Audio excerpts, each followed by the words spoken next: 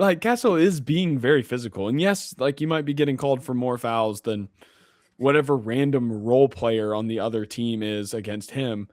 That's just the reality of the NBA. Mm-hmm. If you are more physical with the star players, you're more likely to get called. That's just the way it is. Everyone knows it. Everyone understands it. Fair, unfair, whatever. That's the way it is.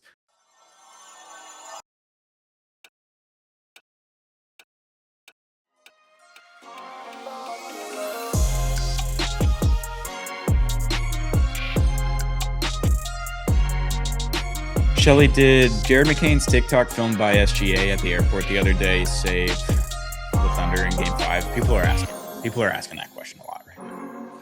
People are asking, and I'm here to tell you, maybe. Yeah, like Jared McCain doing that after a loss, I was like, that's weird. But then you just see the crowd of Thunder players behind it from the other point of view, from behind the fence at the airport. Of Jared McCain doing the dance, and Shay's filming it, and then everyone else is filming it and laughing. And I'm like, oh, that's not a good sign. It's not a good sign at all. Like that just not a good sign as a Thunder hater. Oh, because they was like unbothered. Yeah, vibes were immaculate after a Game 4 loss where they kind of just got trounced. So, and it seemed like the Spurs had figured something out against OKC. But yeah, that dance may have just saved the Thunder because, again, no AJ Mitchell, no J-Dub. Jared McCain there to save the day. 20 points last night. In Game 5, Thunder win 127-114. Take control of the series. Only need one more win to go to the finals again. Terrifying. Yeah, they guarantee that they will bare minimum get a chance to punch their ticket to the finals in Oklahoma City. Yeah, bare minimum they get one more home game. So huge win. Because I think if you drop this one, of course they can win the next 2 games, but just that pressure is nuts. Yeah. I don't know if it's this way in basketball. I would imagine it is, but I know the stats in baseball for teams that are tied 2-2 and then whoever wins Game 5 has like a significant advantage. Now there's some stuff depending on like who's playing Game 7 at home, but yeah, big win. I think the Game 5 winner in every sport that has a 7-game series, so baseball, hockey, and basketball, I think the Game 5 winner wins in between 70 and 80% of the time in the series, I think is what it is. When it's tied 2-2. When it's tied 2-2, the winner of Game 5. Yeah, sounds right. I think it's in that range. I know for hockey it's around 75. I think basketball is kind of in that same range. I think baseball is also in that same range. So terrifying. Which makes sense. Yeah. It's hard to beat a team twice, 2 times in a row, especially when your back's against the wall. So remember when in the regular season, like in November, December, whenever it was, and the Thunder and the Spurs played like 4 games in a row, it felt like, in a week, and we're like, there's no way the Spurs can win another one. They just kept winning and like handedly, like they were in control of those games, and we're like, this is weird. All right, might be real. Yeah, might be real. That might have been when it started. Yeah, that Game 5 was. I feel like outside of Game 1, there hasn't been like a banger game, which has kind of been weird. Remind me what happened in Game 2. Right. Is it not very interesting? It might have been closer, but I feel like every game that we've had since Game 1 has been relatively in control. I think the Spurs kind of made it a little bit closer there in the end of Game 2, but the Thunder ended up winning 122-113. So like a 9-point victory, but I think it was bigger. And then they win Game 3, 123-108. It's kind of just a boring game. And then obviously Game 4 was a trouncing. They didn't even score 100 points or 90 points. It was 103-82. Game 1, obviously, you get the double overtime banger. One of the best games we've seen in a long time. And then every game since then has been kind of meh. Yeah, I mean, I kind of remember Game 2 now that I'm looking at the box score. The Thunder, it was tied after the first quarter. Thunder jumped out to an 11-point lead at half. Mm-hmm. But then it was like basically a 1 to 3 point difference in the quarters after that. Yeah. So other than that run, it was pretty competitive throughout. They were just holding them off. I feel like that matches my memory. And then, then Thunder handled business to Spurs go up, do it 2-1, and then the Spurs just turned around and did the same thing. Yeah, I don't know. I'm not super bothered by the game to game. Like, is how many games of the season are there in this series? Like some people are. Yeah.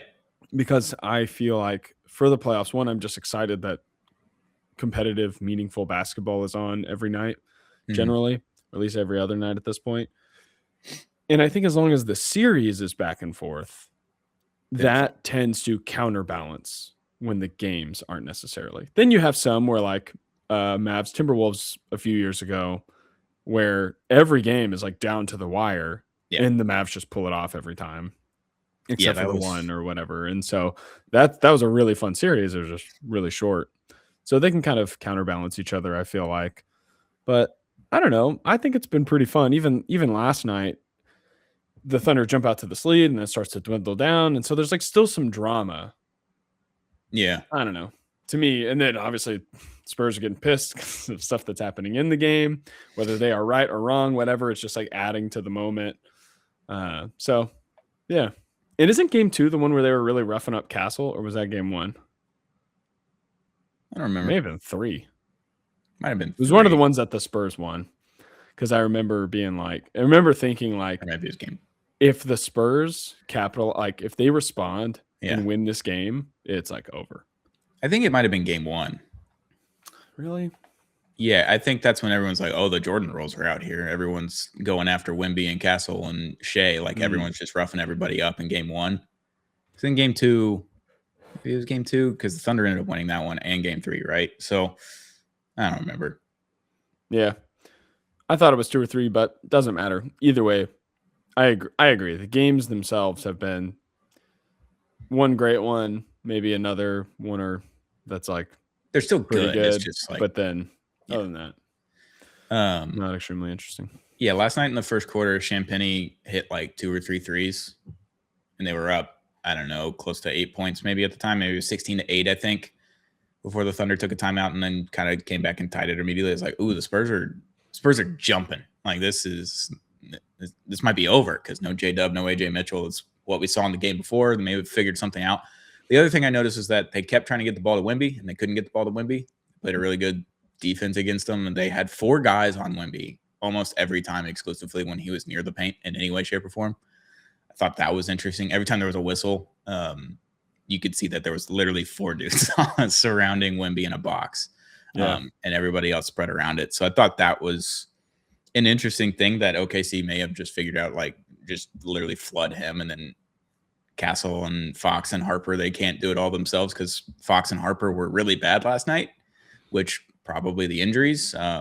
They just weren't good enough. Castle was good, but when he was good and Wemby wasn't able to get the ball, then you're relying on Devin Vassell and Keldon Johnson and some other things, which they were fine. Vassell was not good last night, but Keldon Johnson was good last night for the first time, like all series. Yeah. I don't know. It was kind of a disaster for the Spurs because they couldn't get Wemby going. And I don't know why. I don't know what it was. Like the passes may have seemed off. Maybe Wemby just had 4 dudes on him and he couldn't do anything, which would make sense. I don't know. It was a weird game last night where I thought the Spurs were going to go crazy after the first 6 minutes. And then after that, it felt like OKC kind of controlled the game for the most part until, what was that, like 9-10 minutes left in the fourth quarter where it got down to a 10-point game. And then all of a sudden there was a flurry of foul calls both ways. That just kind of ruined the flow of the game. And the OKC just kind of controlled it from there on. That's what it felt like to me. Yeah, it's been a really dramatic series in that it seems like the Spurs have jumped out to an early lead in every game. Yeah. I mean, they have, basically. And then OKC has closed the gap within the quarter most of the time. Yeah. And then it's just been a little back and forth boxing match from there. Yeah, it was interesting. You know what else was interesting? Tell me. Castle saying the Spurs aren't allowed to be physical. Let me tell you, this is the most physical series I've seen in the playoffs so far. Yeah, look, I'm not going to do the same monologue about SGA that I did. You do whatever you want last time. I might. We'll see. We'll see where the moment takes me. Yeah. Castle's been on his hip the whole time. Like, Castle is being very physical. And yes, like, you might be getting called for more fouls than whatever random role player on the other team is against him. That's just the reality of the NBA. If you are more physical with the star players, you're more likely to get called. That's just the way it is. Everyone knows it. Everyone understands it. Fair, unfair, whatever. That's the way it is. Yeah. Wemby shot, what did he shoot? 12 free throws last night? Yes, 12 of 12. Wait, what am I looking at? Are you sure he didn't only shoot 2? I'm looking at game 5. He Oh, shot you know what? 12 free throws. I'm looking at the wrong game. Yeah, he's 12 of 12 last night in game 5. Yeah, so he's getting to shoot his free throws too. Everyone's being very physical. The Spurs are fouling them. Like, yes, there are a couple. Like I saw the one of Jay Will, the second Jalen Williams, falling down as soon as he ran into Keldon Johnson. It's like, yeah, probably not a foul. Yeah. But like in real time, you could see why. If you're the ref and you're kind of watching the flow of the action, you see that happen. You're like, okay, blow the whistle. Then there was the Jared McCain one where he like puts his arm up, maybe makes contact with Harper's face. Yeah, I just say maybe. Yeah, I just say maybe because I didn't see any close up. So probably maybe in whatever. slow mo, very much an elbow to the throat. Okay, yeah. But in and then real he grabs time, but Harper grabbed his face. Yeah. So he let that one go, and then he fell on top of him right after on the 3-point line. He fell on top of him, but like he sold it. It was sold. Yeah. McCain sold it. And the SGA one where they inbounded it, and I think it was Castle on him, and he kind of got a good grip on the ball. But then SGA literally just falls the opposite way of where his body was actually falling. And I think it was in the second quarter. He's falling forward. Like in real time, he's falling forward. He realizes that he's made contact with him, and he falls backwards on his ass. I was like, that's kind of weird. I didn't feel like that was that weird because that's whenever he's like catching the ball, trying to stabilize himself. So it's like whether or not he was falling forward or not doesn't really matter anymore. Yeah, but he felt the hand on his hip and kind of fell with he twisted the other way. I thought it was like, all right. I mean, if you're going to fall the way that your physics were taking you in the first place, I felt like that's what it felt like to me. But I guess either way, there was still contact in that same play. So I thought that was a very reasonable foul. I wasn't even thinking it was the hand on the hip. I was thinking it was Castle making contact with him as he's trying to catch the ball. Yeah. And then he ended up falling because of the way his feet were. Okay. So it's like he probably could have regained his balance and started dribbling, but instead he just let his gravity. No, it was still a foul is what I'm trying to say. It's just like the way in which he fell to me felt like he felt the opposite way to sell it. And I was like, you could have just fallen the way that you were falling originally is what it felt like to me. And still gotten the call, which he should have. But yeah, the other thing is like the free throw disparity in this game is 6 free throws more to OKC than the Spurs. Like if you're within that range, I feel like the refs were calling it the same way both ways. And I know Spurs fans and OKC fans are going to argue and yell at us and tell us that we're wrong, that they're biased towards a certain way. And I saw OKC fans last night on Twitter, like, if the NBA is rigged, why would they rig it towards a small market team like OKC and not towards the alien and the Spurs? I was like, well, you're looking at two small market teams in the way that they only have one professional sports team. I know that San Antonio is like the 5th biggest city in America, and no one really ever remembers that. But both small market teams, essentially, when you look at the NBA, they're not going to like. But not a small market right now. Star. Yeah. Everyone knows who Wemby is. I guarantee my wife has no idea who Shai Gilgeous-Alexander is. Yeah, I think my wife is. Actually, she might, because one of her best friends is from Oklahoma City, so she's probably just heard the name. We do live in Dallas, so there's a lot of OKC fans here for whatever reason. But it's Southern Oklahoma. Yeah, 3 hours. But anyway, I think that's valid though. That criticism to the rigged nature of it is like, if it was going to be rigged, and it's not, no, it would make more sense for it to be this guy who would obviously, it would be great for the NBA if he becomes the face of the league.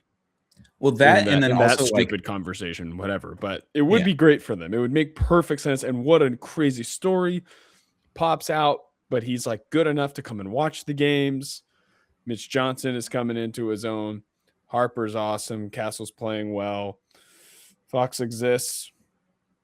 And then here Wemby leads this team to a championship. Well, basically everyone can cancel their league pass for the next few years. It's not worth watching because they're here to take over. The Thunder finally have someone who could punch back. I say finally, they won one finals, but yeah, you know what I mean? After last year, we were all like, well, what's even the point? Yeah. So, and I feel like we've done that a lot over the last 15 every years. time someone wins, we're like the Heat, the big three Heat, they come in and are like, cancel it. And then not 1, not 2, not 3, like that whole thing. And then the Mavericks win the title that year. And it's like, then you get the Spurs 3 years later. Obviously, the Heat win 2 in a row, right? Yeah. And then after that, you get the Warriors 2 out of 4. Yeah. Yeah. It's still a lot. And then the Warriors do what? 3 out of 4. And then the Cavs 16, and then you get the Raptors after that. And then it's been parity since the Raptors have won, right? And we haven't had a repeat champion since then. But the other thing is like rigging it. If the NBA were to rig it, they should absolutely rig it for the Spurs because of Wemby, 1. But 2, you already have the Knicks in the finals. You get a repeat of 1999 finals. Like you get the storyline, all of that. You get an MSG with the Wemby in it. Like all of that just makes sense for the NBA. It's probably the best way to make the most amount of money on the finals. Not that they're going to be lacking in money in the finals, especially with the Knicks in it. But yeah, if we're going to rig it, like that's the way they should do it for the most amount of eyeballs to be on the finals, I think. But I think either way, they're going to be fine just because the Knicks are in the finals. And either way, I think it's going to be a decent series either way. But yeah, the Thunder fans like saying like that. I was like, okay, that's fair. But they also mentioned like, why wouldn't they rig it for the Lakers, the Celtics, the Heat, like all these other teams? And I was like, well, when you look at the Lakers free throw rate over the last decade, maybe they tried. I think they do. They're just not good enough, and that's part of it. So yeah, and then another side to that, the Thunder have shot the 4th most free throws per game of the 4 teams in the conference finals. Yeah, and it's Cavs at 28, Spurs at 26.5, Knicks at 26, Thunder at 22. The Cavs part of that the most is kind of crazy. Yeah, part of that. Well, I mean, do you know who's on their team? James Harden. Yeah, but I didn't even really follow how many free throws he was shooting anyway. Yeah. But part of the Thunder conversation is that SGA is the one guy who's shooting all these free throws. It's not like the whole team is. And then he had 17 last night. Yeah, and then like the Spurs being pretty high up there, they have a lot of guards that like to go play in the paint. So, and then Wemby, obviously. Yeah. Trying to be physical down there. So, I mean, it makes sense. I'm not like faulting the Spurs for being up there. My thing is like, yes, free throws do play into the game. Officiating does play into the game, and sometimes it feels one-sided. Sometimes it is. Sometimes it's unfair. That's a part of being in the NBA, and I feel like that's a lesson I had to learn the hard way as someone who rooted for James Harden on the Rockets against a Warriors team that was obnoxiously physical. Yeah. Like it also had a crazy whistle. Yes, it felt unfair. Watching Jordan Bell and Draymond Green try to kill James Harden in Game 7 of that 2018 series, and Scott Foster like watching it all happen and refusing to call very obvious fouls and stuff like that. It felt unfair. But then at the end of the day, I was like, well, that's not why we lost. It's not. Yeah. You got to make shots outside of free throws. It's a big part of it. Well, they weren't given free throws. So well, yeah. And even if you didn't, like, you still have to make the shot. Like, you still have to make more than 0% of your 3-pointers in that game. Again, a lot of those were fouls. Correct. Yeah, there's at least 4. That doesn't exist if he actually calls them. Right. Anyway. There's one he made that got waved off. Anyway, we're not here to relitigate. It always comes back to the 2018 Rockets. The most atrocious. It's the closest I've gotten in my lifetime to basketball nirvana, and it was taken from me. Not by the refs, but by those demons in San Francisco. And James's brain. And Chris Paul's leg. Hamstring. Yeah. Anyway, can't win them all. My point is, a lot of NBA fans, I think, are realizing this for the first time. It feels like. I don't know. Yeah. Spurs fans, it feels kind of crazy to me. Like, you've played against guys who shoot a lot of free throws a lot. Yeah. And, like, Wemby shoots a lot of free throws. Which is, like, the nature of him. It feels like whenever I watch Wemby games, it feels like he gets the line a decent amount. And he should. Quite frankly, like his jersey's almost always untucked. It's almost like his number 1 on his back is usually on his stomach because he's getting twisted. Yeah, like he deserves it. he deserves the foul calls that he's getting. SGA, I think we talked about it the last time. For the most part, like I'd say 80% of the free throws that SGA gets, yeah, he deserves them. Like the same thing. But everyone arguing about refs and free throws at this point in the season when there's 3 teams left is getting kind of I'm just over. I'm just over talking about free throws. It's just a bit much. Let's talk about the game. Let's see. Wemby shot the 11th most free throws per game this season. Okay. Other bigs that are up there with him, Zion, if you count him as a big, which no, he's forward played wing, 5 whatever. Games, yeah. Yeah, that too. He actually played 62 games this year. Yeah, I know he played a lot this year. But a lot relative for to him. Double. And then Jokic is 9th. And then after that, you start to get a couple more guys in there during later on. So, but it's a lot of guards getting fouled, obviously, because the whistle usually favors the smaller players when they're on offense. And then, or maybe just in general, because smaller players are usually allowed to be more physical with the big guys on defense too, which is a strat. Yeah. What was the play that Mitch Johnson didn't call timeout to challenge, and then he's furious that he didn't get a challenge? So I'm pretty sure I'm a little confused because of the clip I saw earlier. I think mixed the 2 plays together. It was the goaltending that should have been called. Yeah. That was a miss. They missed that. Yeah. Also, it was very close to an offensive goaltending. I don't think it was, but it was it was just off, and I think it was falling down still. So it was fine, the second one, So that happened. I think it was an out of bounds. So Wemby lost the ball, and I think they said it hit off of his foot and went out, and I think it actually hit whichever Thunder in front of him and went out. And Mitch Johnson didn't call timeout. He's just he just starts doing the you gotta call timeout first to challenge. And they'd already inbounded the ball and everything. So it's like you missed your chance. And you can see when it happens, Tony Brothers gets the ball and looks over to the sideline. Yeah. Like they're supposed to do. And he just waited too long or did the wrong signal or whatever. Yeah. And someone might argue like, oh, well, it's up to the refs to know what he meant. It's like, no, it's not. It's up to the refs to maintain the integrity of the rules. It happened in baseball like a week or so ago with the new ABS system. Like he waited more than 2 seconds. I think it's 2 seconds after this call is made that they have the chance to hit the helmet. And the guy's looking at him. He's like, what the fuck was that? Like he made a comment towards the ump and didn't touch his helmet. And he's like, ball or strike, whatever it was. He's like, fuck you. You didn't call it in time. Because then he's just vigorously hitting his head. He's like, I challenged it. And he's like, you verbally challenged it, but you didn't hit the helmet. You got to hit the helmet. Yeah. And that's even that's so cutthroat. And I kind of love it because you have to react in the moment. And I understand why, because the players are the ones making the challenge, and in basketball, it's the coach. So I understand why they kind of let them look at their video or whatever. But also, like, if they weren't allowed to look at video in real time and just had to trust the player or whatever, that'd be kind of crazy. But he gave him the time. He gave him the, couple seconds, whatever, maybe not as long as he normally would, because maybe he thought it was a straightforward call and there wasn't really a need for a review. I don't know. Yeah. Tony Brothers makes questionable decisions often. All the time. All the time. I don't think that this was some crazy game-changing one. No, he was waiting on him to call timeout, and he just didn't do it. Like in hockey, when there's a review, it's always at a stoppage of play.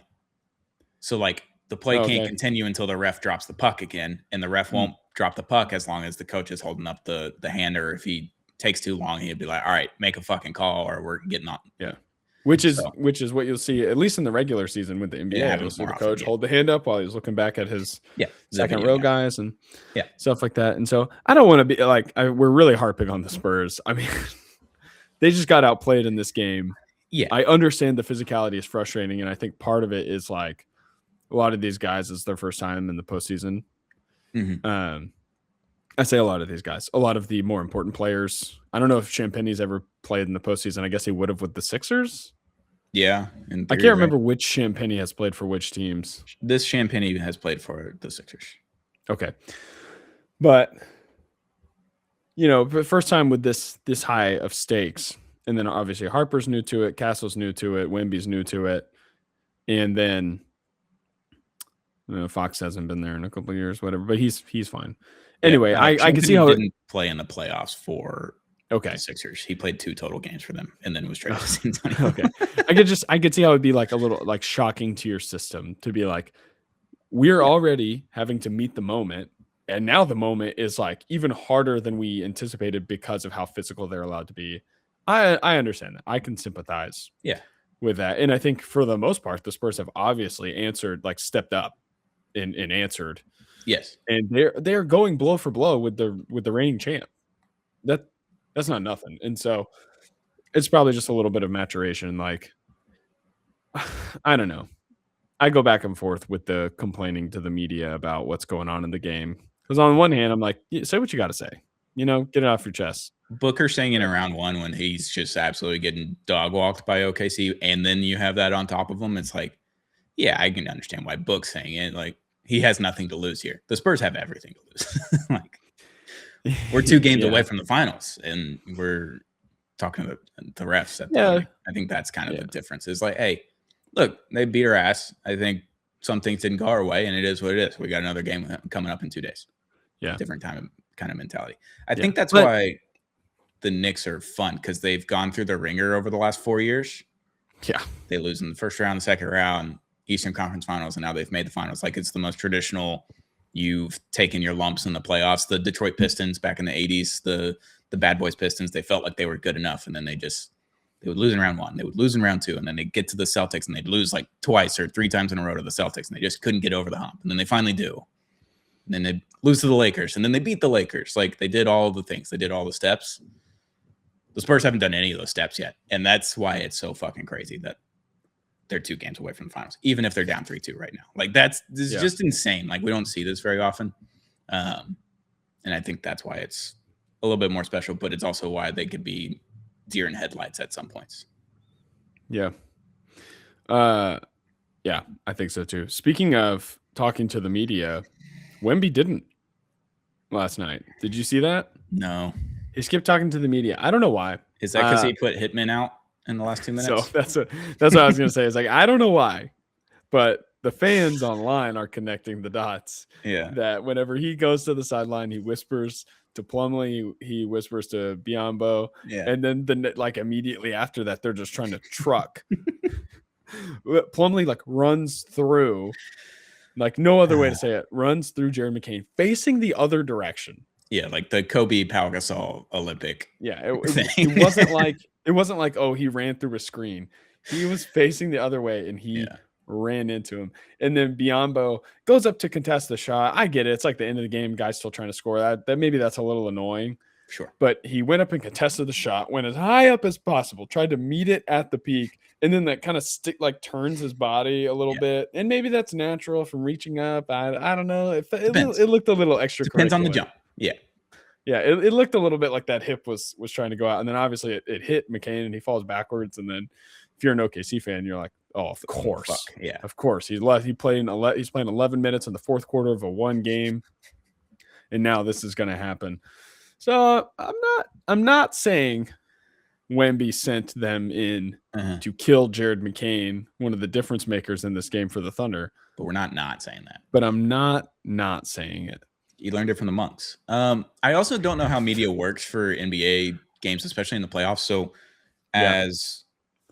when we get wins for the Stars, when I'm in the media, in the press room and all that kind of stuff, after playoff games, wins, they go to the podium. Losses, they stay in the locker room. I don't know if it's the same for that, but you also only get 3 players regardless. But then in the playoffs, you get 4.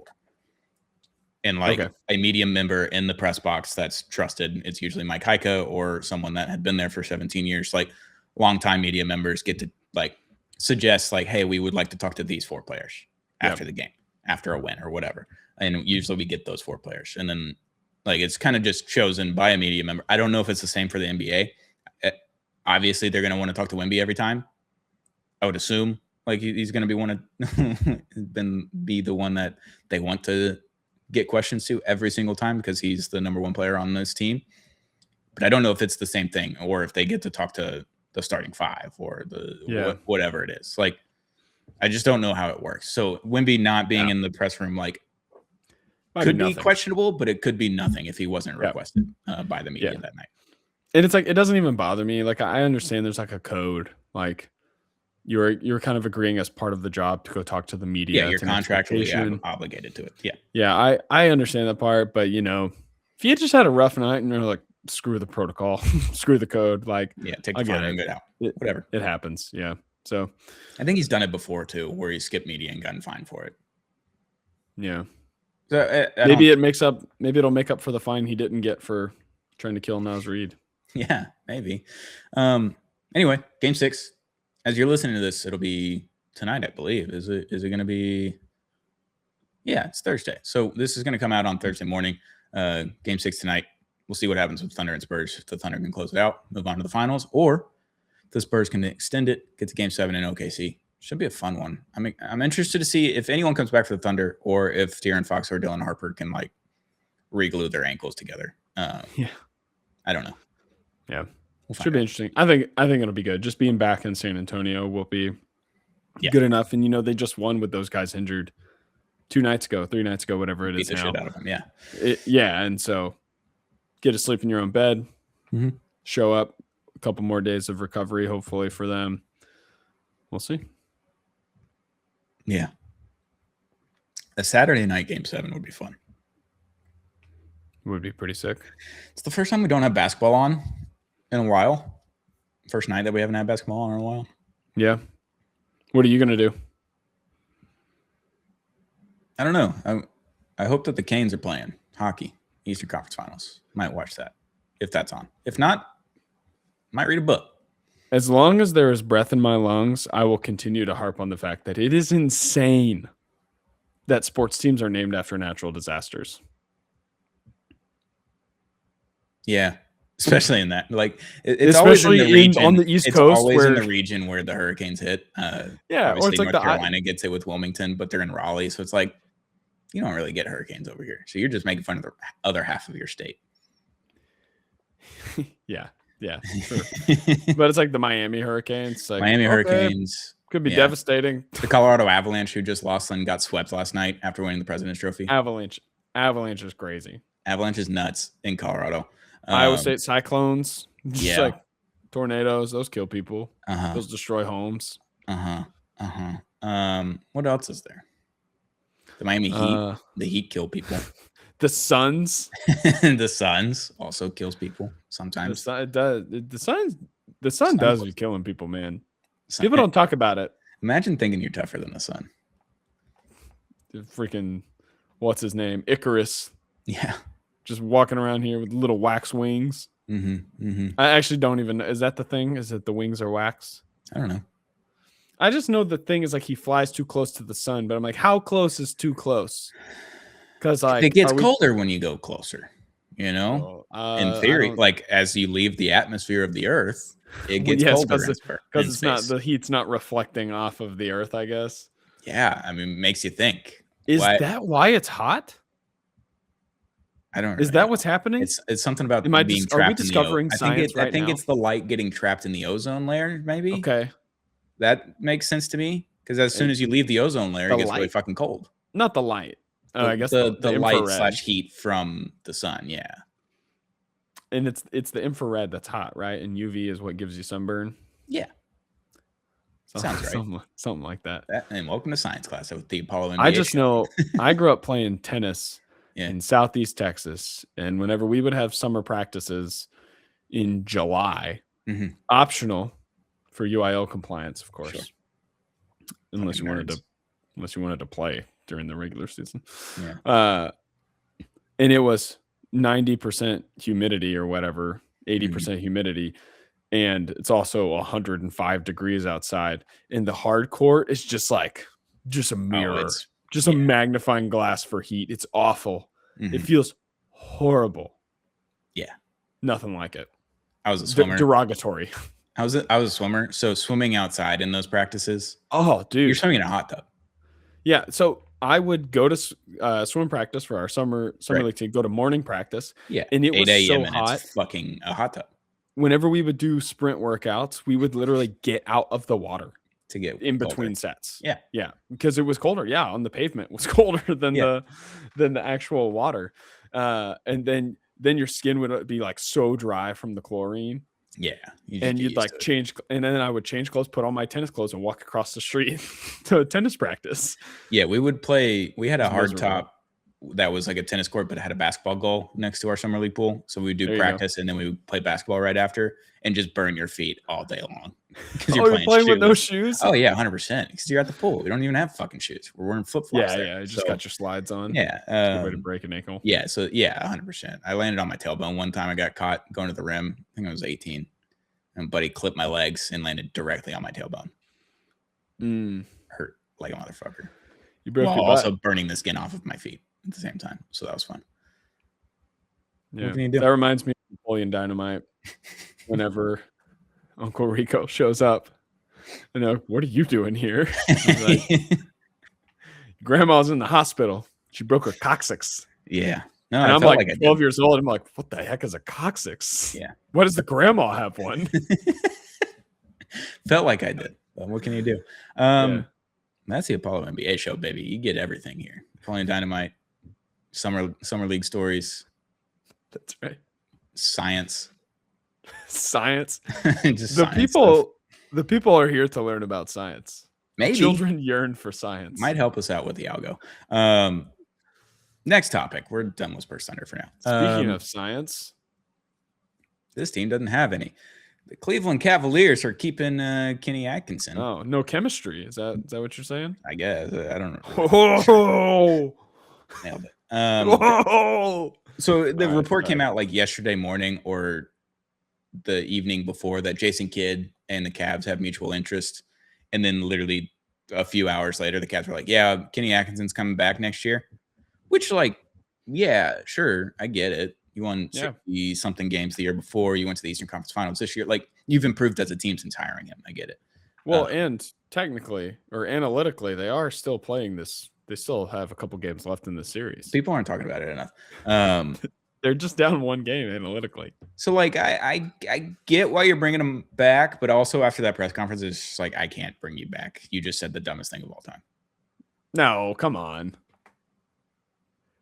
That's the easiest thing. That's the easiest thing ever to explain. Timeout and like for the last 7 minutes of game one. I don't know, man. It just seems like a fireable offense. In hockey, this guy's gone, just done for. But it's different over there. Yeah, it's not the same sport. No, and then apparently, reportedly, they're going to bring back James Harden on an extension. A long-term extension was the word, which to me means he's going to opt out and get 2 years. Yeah. Which would, what does long-term mean when you're like 37? Yeah, I don't know. So they're just running it back is what it kind of feels like, but maybe not. When you can, when you can double down, you absolutely must. And I was listening to Zach Lowe and I don't remember who Howard Beck was probably on it. They were talking about the Cavs and they're like, do you just run it back? Because like you trade Evan Mobley for Giannis, then you get even older than what you were after the Harden Garland trade. Like you just completely close your window to 1 to 2 years, right? And you got to rely on Giannis staying healthy in the playoffs, which hasn't happened in 5 years, and all these things to happen. And it's like the East has a different contender, it seems like every single season now. Like every single season, there's someone new in the finals, someone new in the Eastern Conference Finals, and you still have a shot. And I'm just like, do you? Like, I don't know how you can talk yourself into that with the way that they've constructed this team and the way that series played out. I just don't know if I could talk myself into it after watching Donovan Mitchell and James Harden just shit the bed over and over and over and over again. It wasn't even just James Harden this time. It wasn't like the rest of the team was still like Evan Mobley probably had his best series against the Knicks than he did. Like, I think he had the last 3 games against the Pistons. He was pretty good, but like he had his best series and like Donovan Mitchell and James Harden, 2 defensively deficient guards, which was your problem with Garland and Mitchell, but they were undersized. And now you got bigger with James Harden, which may be better in theory, was not better in theory. And then Evan Mobley and Jared Allen still seemingly just don't know how to work on defense. It is just like, I don't know how you run it back with the coach, with the rest of the roster. I don't know how you do that, having seen this. But I could be wrong, and they could just be in the finals next year. They won't be, but yeah, I don't think you're wrong. Let me assuage your. But I also understand like worries. They're in a position where they gave up their assets for Donovan Mitchell, now kind of James Harden, because they gave up Garland, which they could have gotten something different for in theory. I don't know. Could have gotten younger. Could have just gotten assets back to then trade for Giannis without having to give up something. I don't know. In theory, I feel like they could have done something different. And the James Harden thing worked for the first 2 weeks. Fucking sick. I was like, I'm enjoying watching the Cavs. And then after that, it just fell apart again. Shocking development. The James Harden honeymoon was a 10-day period again. There's nothing like the James Harden honeymoon phase. It was so cool for the first 2 weeks, man. It's good. Every team, you're like, wow, he was the secret. He's what they were missing. And then, yeah, turns I don't out know. he's not keeping the secrets that you want to hear. The Cavs were 15th in defense this year, and I think that's probably the biggest problem they have. Yeah, not good enough. You got to be top 10 to win the finals, right? Every year you have to have Jokic if you're not going to be.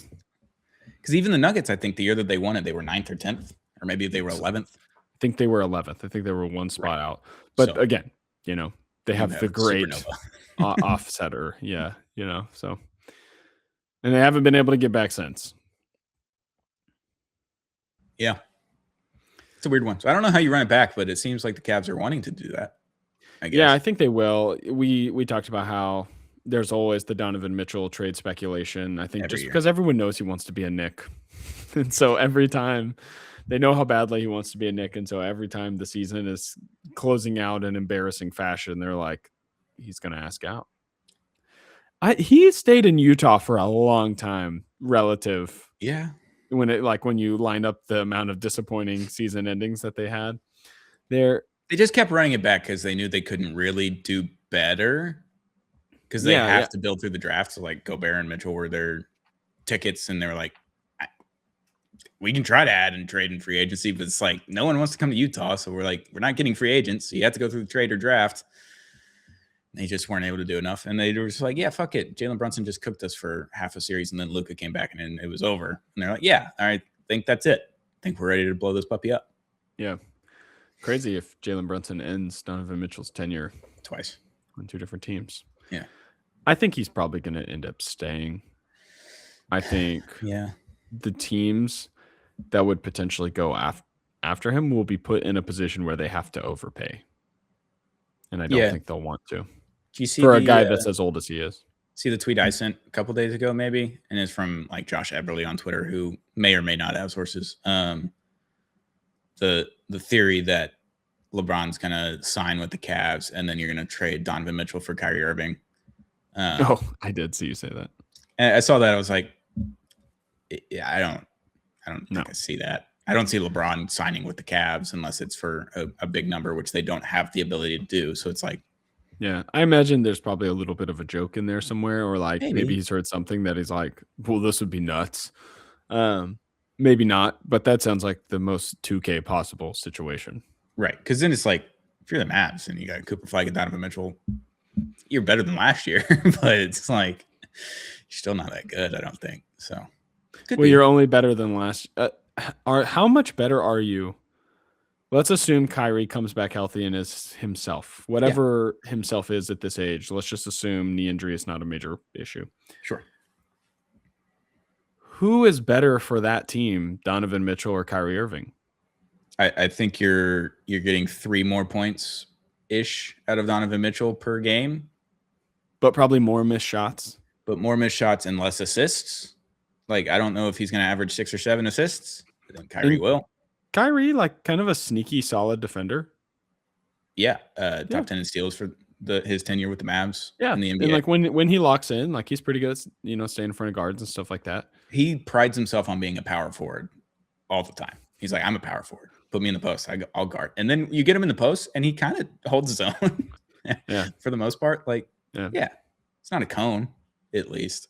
So I don't know if you're any better. You're younger per se, but like I don't think that makes the team better. It's maybe a wash or worse.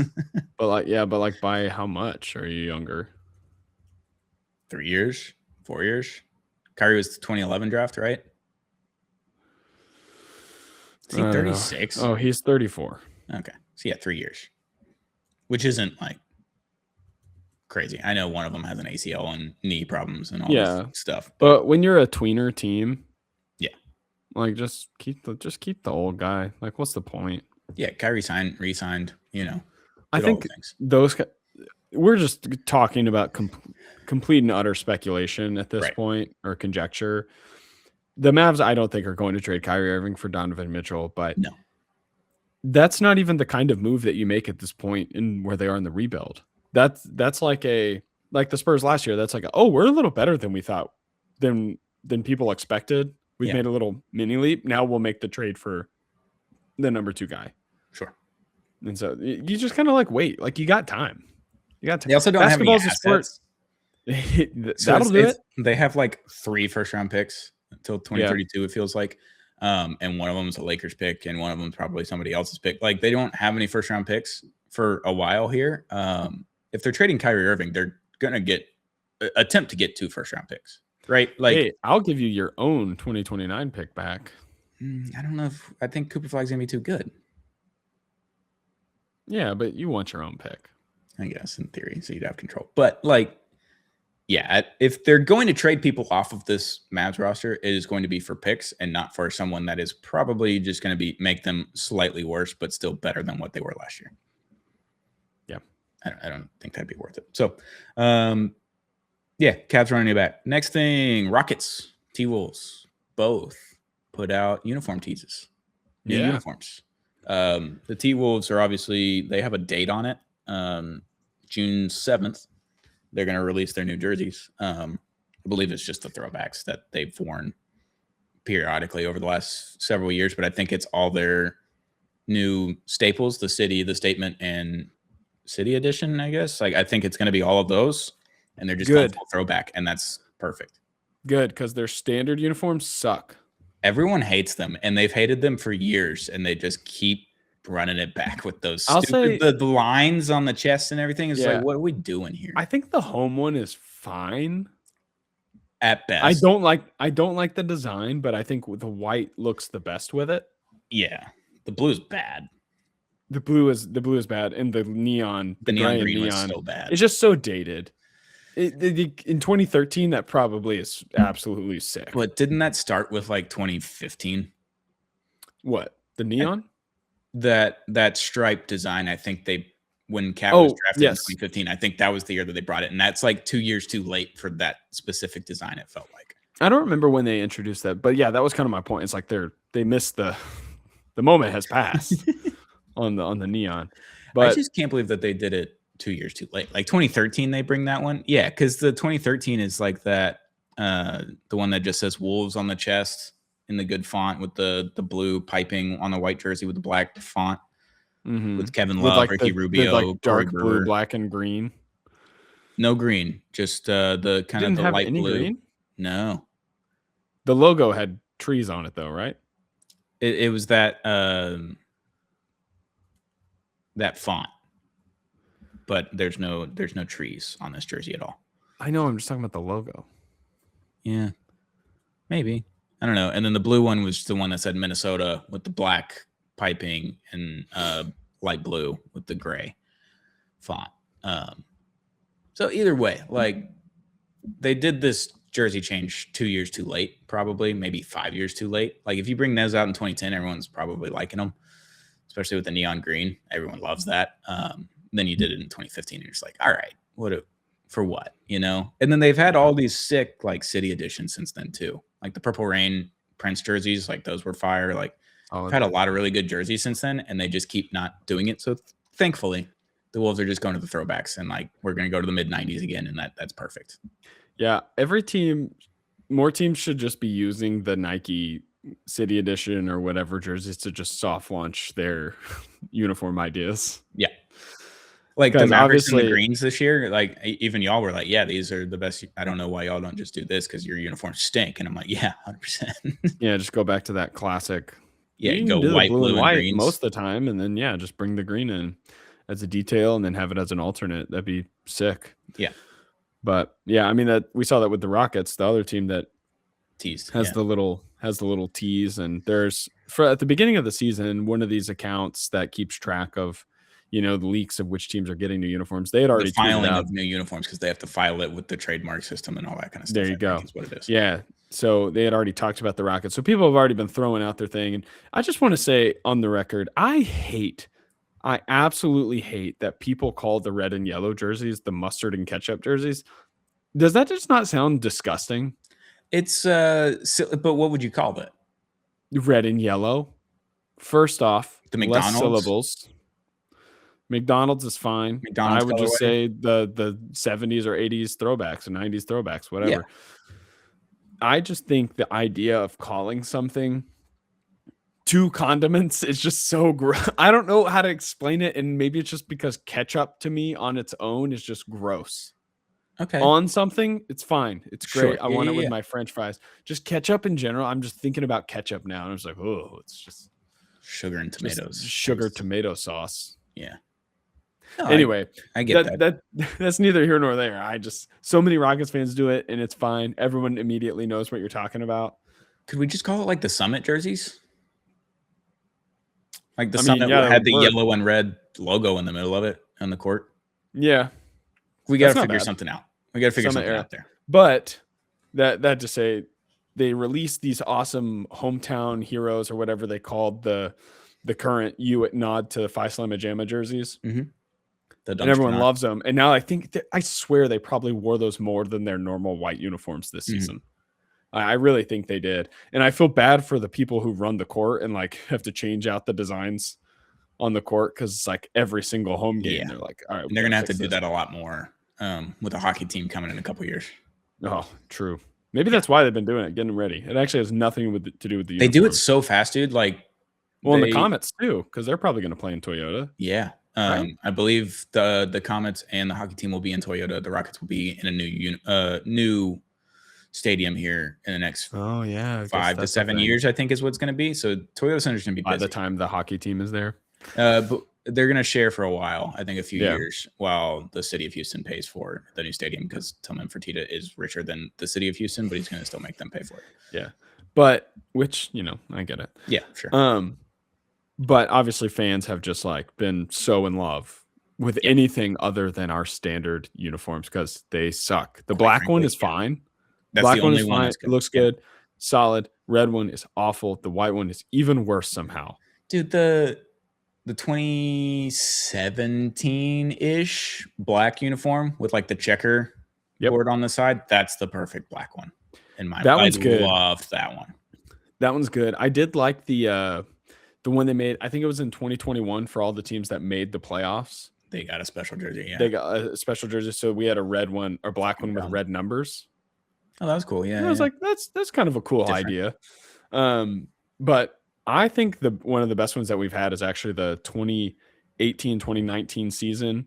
Our alternates that replaced, I think, those disgusting gray ones that we had before. Oh, those gray ones were bad from Adidas. Those were so bad. But it might be a different one. 2018, anyway, 2019. Yeah, so it's a red jersey, but the like piping or whatever you want to call it, the detail like on the shoulders and on the collar is like a different color red. It's like an off red. Yeah. I see it now. Yeah. Those are some of my favorites. Those are fun. And they wore them a lot that season, and they wore them. Yeah, monochrome kind of look. Yeah, they wore them a lot in the postseason too. I thought they were pretty sick. I mean, they only played 2 rounds that year, but still. Sure. I think in the finals last year they implemented the rule that you're not allowed to wear your third jersey in the finals. In the finals, I like that, which I thought was good. So I think OKC and Indiana wore their home and aways, the whole thing, which I really liked Indiana's third jersey, but I understood why they were doing it. I hope that rule stays. Oh, you like the spray paint one?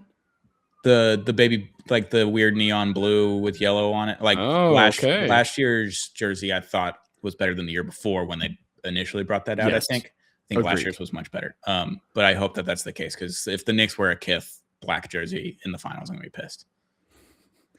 As I wear a Knicks Kith hat, but it's neither here nor there. Doesn't matter.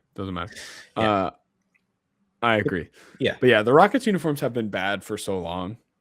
Really, since they went to this like new logo, ever since they moved on from the blue pinstripes, which I don't think people loved in the moment. I remember my parents and other people around their age just being like, "Oh, thank God we got rid of those. Those suck." And now we kind of like romanticize them, and I think we like them more now because they have a retro feel. But I think if we wore them all the time, it'd be like, if you just never t-shirt again, just be like, I'm not loving it. I don't know. The rendition that you did, like Jalen Green's second season, or maybe his rookie season, with the blue pinstripes without the logo on it, and you just kept the normal font that you've been using. I thought those were good. Like the blue pinstripe looks good. Yeah, I think it's really what it. I'm a sucker for pinstripes. Me and Drew both did the aesthetic rankings earlier this season in January, and we talked about pinstripes at length. But the other thing is the logo stinks. The new logo specifically with the basketball behind it is like the black, it's even worse. Gray basketball with the like. We as a whole of NBA fans and NBA people that are marketing geniuses and logo creators and everything, get rid of the basketballs. Stop. Why does every team have a basketball in the logo when they redo it? Stop doing it. There's no point. This is the most 2015 to 2018 type of rendition thing. Like Minnesota when they rebranded, basketball on the logo. The Mavs when they rebranded back in the day, basketball on the logo. The Knicks, they have the very old version, 1970s. They had a basketball on the logo. Like you don't have to put a basketball on the logo, guys. The Celtics one makes sense because it's a leprechaun with like he's bouncing a basketball. Like that one's cool. Sure, we can get away with that. The Lakers logo, a basketball. For what? Like I don't know what a Laker is, but the logo looks good and everything. But the teams should be grandfathered in. If you had it in the 70s, you can keep it. Otherwise, stop putting a basketball on the logo. We literally have almost 4 hours worth of footage on this channel of us talking about basketballs and logos and making it stop. We need to make it stop because every team fucking has it. The Pistons logo, it's just a basketball. It says Detroit Pistons in the middle. Yeah. So the Clippers before this rebrand was just the basketball. That was awful. That was truly terrible. But even their like late 90s, early 2000s one with the basketball in the logo with the script, I was like, all right, it looks cool, but what's the need for the basketball in the logo? I don't need it. Have you seen the? I think Emily Morgan is her name. Her account's called Emily Morgan Creates, but she redesigns the logos of sports teams. Yeah, she's pretty good. Shout out. She does a lot of good ones, and then she does a lot that always happen to be my favorite teams, and they're stinkers. Yeah, that stuff. That's how I felt about NBA Paint. Yeah, and I was like, oh, some of these are like great, so funny. I would buy the hoodie for whatever the Jimmy Butler one was or something. Yeah, and Jimmy then Buckets, I'm like, they're a bucket. Yeah, it's like, oh, they're finally gonna do like a Rockets one. It's just a rocket. Just a rocket holding the ball, and honestly, it's a little phallic. So it's like, well, I'm not wearing that on a hat. He had the Luka Don thick, and it's just Luka with a fat butt. Cheeks. Yeah, just cheeked up. I have that hoodie. I know you good. It's such a good. That's kind of funny though. My mother-in-law, every time she sees that hoodie, she's like, "I love your hoodie," and I'm like, "You don't understand what's going on here, do you?" No idea. Every time. Shout out NBA Paint. They have a lot of really good ones, and then they do. Hey, you can't win them all. The Brunson burner, that one's a great one for the Knicks. Yeah. Oh, that's good. I love it when it's like just such a good pull. Yeah. Speaking of science, this is a science show at this point. I think we might as well just get rid of the NBA. So we already have Apollo in our name. We're already named after rockets. Sure. Anyway, we were going to talk about Jaylen Brown potential trade destinations, but we can do 3 minutes. We can do 3 minutes. 3 minutes.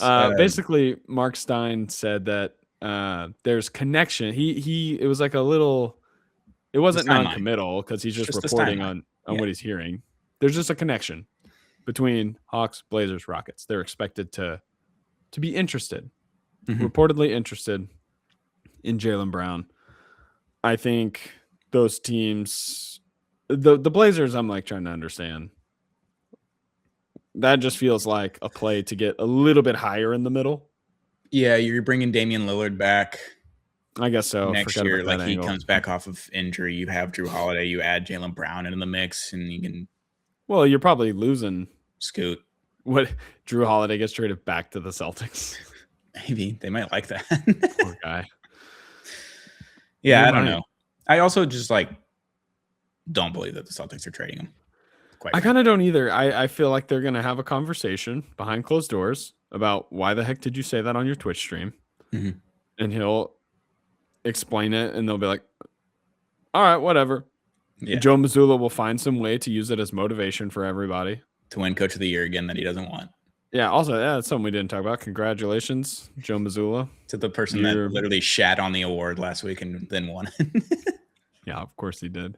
So of course, that's the best person to win it. That's like 100%. sometimes you want the person that you want, the leader you need to pick is the person who doesn't want to lead, not because they're not capable, not because they're afraid, but because they are too humble. It was the opposite of the Joel Embiid MVP season. Yeah, I deserve the MVP. Or like the Donovan Mitchell Rookie of the Year thing against Ben Simmons. We wore the shirt that was like defining what a rookie is. Yeah. Anyway, yeah, I think, the two guys that we're talking about getting traded, Donovan Mitchell and Jaylen Brown, I think the reality is they're probably not getting traded. They would have to force their way out, right? Like, Jaylen Brown would just have to be like, I liked my own team this year, and now that Tatum's back, I'm not going to have my own team kind of thing. And if he goes to the Hawks, Jalen Johnson's team, I think it becomes Jaylen Brown's team at that point. Jaylen Brown's team, and he's from Atlanta, so that hometown kid coming home, whatever. How many Jaylens are you allowed to have on one team? Well, the Dolphins had 6 at one point, like a couple seasons ago. So I think, and if the Knicks win the title, I think in 20 years we're going to have far too many Jaylens in the league. Yeah, it's like a second coming of Jalen Rose. Well, he's the one that started it. Everyone says that he's the first ever Jalen, right? Yeah, that's what I'm saying. It's like that's just really funny that he claims to be the first Jalen. You're telling me there's not been a single other Jalen in the world before Jalen Rose? I don't know one. How old is Jalen Rose at this point? He went to college in like the early to mid 90s, right? Yeah, so 50s. Yeah, he's somewhere in his 50s ish, low 50s, 50 to 52, somewhere in there, maybe. Yeah, man, that's crazy. There's just no way. There had to be I don't know Jalen at that time. Not another prominent Jalen, obviously, but yeah, it's one of those things where it doesn't matter who said it first; it's who said it loudest. He's the first famous. When it comes, the jokes at the party, you whisper just an incredible punchline to your buddy, who just immediately shouts it to the whole room, and then you look like a total loser if you're like, I just told him that. Yeah, it's my joke. And all the ways that you could spell Jalen. You got the Jaylen, Jalen. You got Jalen. You can do Jalen Phillips, who played for the Dolphins, Jaelen. Ooh, strange, right? I think Jalen Hyatt. Or it's Jaylin. Yeah, that's kind of diabolical. A lot of Jalen's going around, a lot of spellings, all saying the same thing. Makes you think. I would like Jaylen Brown on the Hawks, though. I think it'd be fun. Just a hometown kid. I like the idea of it. Yeah, it could just be a disaster, but who are they giving up? We don't have to. We can circle back. That's off-season conversation, I guess. I don't know. Dyson Daniels? I don't think I like who they would have to. How many people they would have to give up to meet the salary? Well, unless they just have some dead money on there. I don't think the Hawks are anywhere near the salary cap, so I think they could just do it. Well, but the 1-for-1 with picks. The what's their name are? Yeah, so the Celtics. So you would have to. Do we have to match them if they're not in the cap? Though the Hawks have to match it too. Mm-hmm. But they can't send multiple players. That's the other thing. You can only send one player, so then it has to become a 3-team deal of some sorts. I can't remember how that has to work. Yeah, you're right. There is some angle like that. I just can't remember. I think you have to be within like 5 to 10% of the salary or something like that in the trade, and it has to be 1-for-1. So that's why there's no trades ever anymore, which sucks. Also, honestly, that's what people don't talk about. The apron system is not. It doesn't bother me from like a free agency, from a team management system. It's like all the trade restrictions, all the things that we've been used to as NBA fans. Yeah. Yeah, that's the thing that's the most annoying about it. And then the lottery reform, I think, is getting voted on this weekend. Okay. Which I think is going to pass. So, I think after listening to Zach Lowe yesterday, I think I'm fine with it. Oh, yeah? He convinced you? I think I understand it better now. I think that was my problem. When you look at it, the one tweet, and you're like, what the fuck? What are we doing here? Then Zach Lowe and smarter people told me what it actually meant. I was like, all right, I don't hate it. It fucks over a lot of teams that own picks from other teams, so that have gotten into the top 5 this year, which I feel like if you owe the pick to someone else and it lands in the top 5 and you've been top 5 in the previous 2 seasons, I think it should still land for as long as it's already been done over the last 3 years or whatever the trades are. Grandfathered in. I think those picks that have been traded should get grandfathered in. Anything from this point on, when it gets past that get traded, they don't get grandfathered in. I'd be fine with that. Yeah. I don't know. I think because the Grizzlies have the Utah pick this upcoming season. Next year, Rockets. 2027, and the Jazz have been in the top 5 the last 2 seasons, so they can't get in the top 5 next year, which means the Grizzlies can't get in the top 5 with that pick. Not that Utah, I think, is going to be in the top 5 because they've upgraded their roster a bunch and should be better next year. But yeah, they're going to win. Drew said they're going to win 50 games. Yeah, he did say that. And then obviously your Rockets have the Nets pick. The Nets did not make it into the top 5 this year, so they can make it next year. Good for me. They can win the lottery next year. In theory, if they're bad.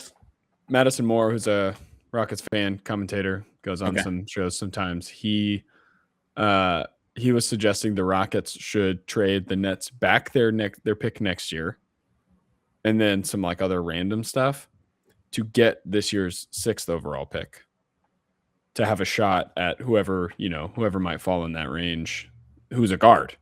You could grab Acuff, sure, a couple guys falling around there, Brown, all those guys, yeah, which is like, that's kind of interesting. Now that because where it is, playing with fire a little more next year. Yeah, that's kind of the thing. It's like in my fantasy dynasty league, it's like once I had 2 first-round picks this year. Yeah. Aside from my own, who ended up in the 10th and 12th spot in the first round. Right. They're basically second-round picks, and I'm trying to trade them. And it's like, obviously, if I'm trying to trade those like 4 months ago, before the season's over, those have way more value. Yeah. But once they settle in, a lot less. Same thing with whenever it's going to be high. The Nets, they fell in the lottery, but not like they didn't get totally screwed. And they're probably disappointed. They're probably going to tank anyway next year, just against their will, or giving their own pick back. But they might see it the same way. We've got the 6. We have no idea what's happening next year. We're just going to take what's right in front of us. But they're not a smart organization, so I could see them doing it. We get our pick. Yeah, trade everyone. Michael Porter Jr. See ya. Like, dude, I love the idea of trading people their picks back. Like if you get their pick from someone else in a deal, and just immediately like shooting them a text and be like, hey, I'll give you your own pick back, and you like ask for a little too much, because the Suns just did that, right? Summer or 2 ago. Yeah, with Durant. Yeah. They're like, we'll take our picks back. And then you take one of your own picks back instead of like 2 of someone else's, which is kind of crazy, but still. Which is like, I'm in control of my own destiny now, but also the lottery balls just don't always bounce your way, even if you do the right things. Look at the Rockets over the last decade, essentially, since James Harden left, and they were the worst team in the league for 2 years, and they didn't get the number 1 pick. 3 times. Yeah. Well, sorry, worst team in the league for 2 seasons. Worst for another. Worst 3-year record. Yeah, like over. And didn't win the lottery. Yeah, didn't win the lottery once, which happens. Yeah. Well, and the Suns is funny because that pick had already conveyed as the 10th pick. Lottery had already. Yeah, and they took Malawach. Malawach. Yeah. Who knows? Maybe he'll be great. Whatever. Could be. Anyway, interesting. Excited. Always loved the trade speculation. I'm excited for the offseason. I'm excited to watch more basketball. Hope everyone else that's listening to this, watching this, listening to this is excited to watch more basketball and excited for the offseason as well. Hit that subscribe button if you haven't already on Apollo NBA Show on YouTube or wherever you get audio podcast platforms like Apple and Spotify. We're still waiting on Apple and Megaphone to actually upload the video portion to Apple, but what can you do? We still have audio listening there. So hit the follow button or the subscribe button on any of those platforms. Hit the follow button on our social medias like Apollo NBA Show or Apollo NBA on Twitter, Instagram, TikTok, all the things. We got clips going on there. Thanks for tuning in, and we'll be back. Maybe we come back Friday morning, depending on everyone's scheduling. If we have a game 7 and we can preview it and we can talk about it on Friday. If we don't have a game 7, we'll wait till Sunday. Yeah. We'll just do that. Little bonus app. Yeah. Well, three a week. That'd be fun. Yeah, that'd be great because then we can wrap up this series and then do a little preview. Yeah. So if there's a game 7, we'll talk about it on Friday, and then we'll be back on Sunday night to talk about the finals matchup because that'll be over on Saturday night. Yeah. I'll do it. Hit the subscribe button. We'll be back very, very soon. Another episode of the Apollo NBA Show.